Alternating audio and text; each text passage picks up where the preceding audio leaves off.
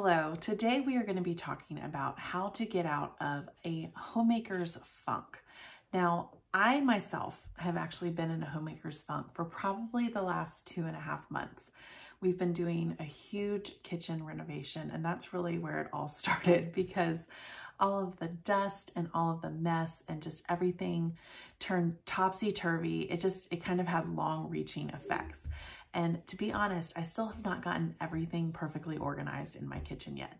So I've been going through this funk and I feel like even though the kitchen is done and the contractor and his guys have been out of the house for over a month now, I still haven't gotten back into the swing of things and been doing my house routine like I should. So I was like, okay, enough is enough. Like I can't keep going on like this. I'm in a funk. I need to get out of it. So I came up with a plan and I'm going to share that plan with you in hopes that maybe this will help you like it's helping me. So the first step to getting out of a homemaking funk is to make a list. Now I'm going to show you my list, but before I do that, I want to just tell you it's really, really important not to make your tasks too big. For a couple of different reasons. Number one, if you make smaller tasks, it means you get to check off your tasks more often. And I don't know about you, but for me, it's extremely motivating to check off a task. So I like to break my tasks down as much as I possibly can. The other thing that I like to do is I like to arrange my tasks by room. And we'll talk a little bit about that later. But first, let me go ahead and show you my list. Okay, here is my list, and I use this little tiny notebook so that I can carry it around with me or just stick it in my pocket so that I can have it with me whenever I need it. So as you can see, I broke the tasks down into the kitchen and the laundry room. This is what I'm focusing on first. So in the kitchen, I need to clean out the refrigerator. We're staring Thanksgiving down right now, so I need to get my refrigerator prepped and ready for that. This is the weekend before Thanksgiving, so it's really important to get this done now. The second thing I need to do is clean my range really well. The kids have been cooking on it, which is fantastic, but it's a little messy now. The third thing I need to do is organize my pantry space. In an effort to be helpful, my husband put a bunch of stuff in the pantry, but there is stuff in there that should not be in there. It should be out in the laundry room pantry. And things are just kind of everywhere instead of organized in baskets and things like that. So I need to get in there and get it the way that I actually want it. Number 4, there's a couple of different drawers in my kitchen that I need to switch around. After being in the kitchen now for over a month, I have realized that there are a few things that need to be switched out. So, you know, if I had just said, take care of the kitchen on my list, I mean, it would take all day to get all of this done. But instead, I get to mark off 4 things. And then when these 4 things are done, I get to mark off the kitchen. So that makes me feel really good. So the laundry room, I don't know if I've shown you my laundry room, but I have a lot of pantry space out there as well. So I need to clean out. I have 2 refrigerators out there, so I need to clean both of those out again for Thanksgiving. Cobwebs. There is a cobweb problem out there. It has very high ceilings, so I'm going to need to get my little extender duster thingy and just get those taken care of.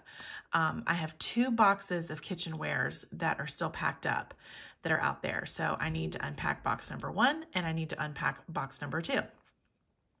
I need to find a place for my buckets out in the laundry room. Originally, we thought we were going to keep our big 5-gallon storage buckets under the island, but I need to put that space to better use. So the buckets need to go out to the laundry room.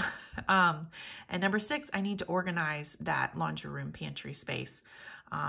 Everything just kind of got thrown around during the kitchen reno, and it's time to restore a little bit of law and order. Now, miscellaneous things that I need to do. I need to figure out what I'm going to do about my cookbook storage. It's starting to become a problem. I love books, and I especially love cookbooks, and I've got so many of them. And I think I might need to buy like a secondhand bookcase or something to actually keep in the kitchen, because I mean, I'm not going to stop buying cookbooks, and I don't want to get rid of any of the ones that I have because I use them. So I'm going to need to have a storage solution for that. Number 2 is I need to paint the legs of the island and also finish those with the dark wax to make it look distressed.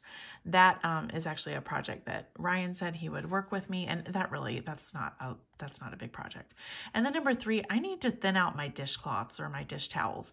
I have got way too many. My mother made me these gorgeous dishcloths for my birthday. And I mean, they're beautiful. They're almost so pretty I don't even want to use them, but she assured me that I needed to be using them. So I need to get rid of some of the older ones so that I just don't have a gazillion dishcloths, because that's just silly. Okay, let's go on now and talk about steps 2 through 5 on how to go about reclaiming your home and getting out of your homemaker's funk. Step number 2 for getting out of your homemaker's funk is to make every task small, because the problem with large tasks is, number 1, you get overwhelmed. Number 2, you may finish it, but then you don't want to do anything else because you've spent hours and hours on this one task and felt like you're just not making any progress. Number 3, if you make it small enough, it's easy to fit into 5 minutes, and it's easy to find 5 minutes to fit it into. I am not approaching this in the sense of, I want to get all of this done in a day. I'm spreading this stuff out because I know myself, and I know myself well enough to know that if I was trying to psych myself up for a full day of cleaning, it would not happen. So you have to break your tasks up into small, manageable bites. Okay, task number 3 is work in one room at a time. So I'm not going to be going all over this list. I'm going to start in the kitchen, and I'm going to get all of my kitchen tasks done before I move into the laundry room. I'm going to get all of these laundry room tasks done before I move into the miscellaneous tasks, because when you work all in one room, you see improvement faster, and improvement motivates you to keep going.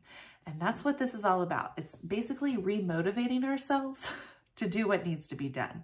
So I'm all about those small wins. So stick to one room at a time before you move on to the next one.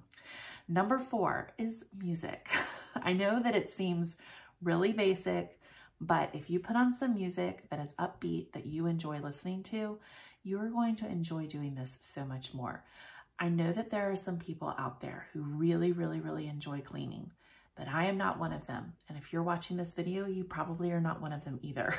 So we have to do what we can to make this a better experience, and music is the way to do that. So put on some music. And the last tip that I have is to time yourself or use your timer. So if you have any of my courses, if you have Smart Kids Chore System or Home CEO, you know that I am a huge fan of using the timer to motivate myself. Now, some of these tasks that I have on here, like for instance, clean out the refrigerator. It's the first task up here. I know, because I've timed myself, that if I do the refrigerator all in one go, it will take me approximately 20 minutes. I know that because I've done it before. I've timed myself. Now, what if I don't have 20 minutes? Does that mean I wait until I do have 20 minutes? No, it does not. This is the way I love to break down the refrigerator. I will either set a timer for 5 minutes, and as soon as the timer stops, I stop and I can go do something else. Or I will break it down into one shelf at a time, or one drawer at a time. And I give myself permission to walk away when that is done.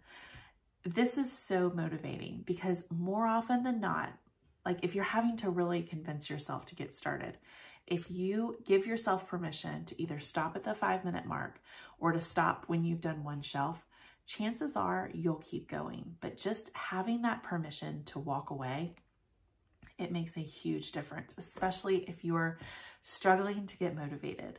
So I hope that these 5 tips were helpful for you. Let's just recap them really quick one more time. Number 1, make a list. Number 2, keep each task small. Number 3, work in one room at a time. Number 4, have some good music on. And number 5, use your timer. So I hope that this was helpful, and leave me a comment below and let me know if you have any questions whatsoever. I would love it if you would like this video and become a subscriber. I'll see you next time. Bye.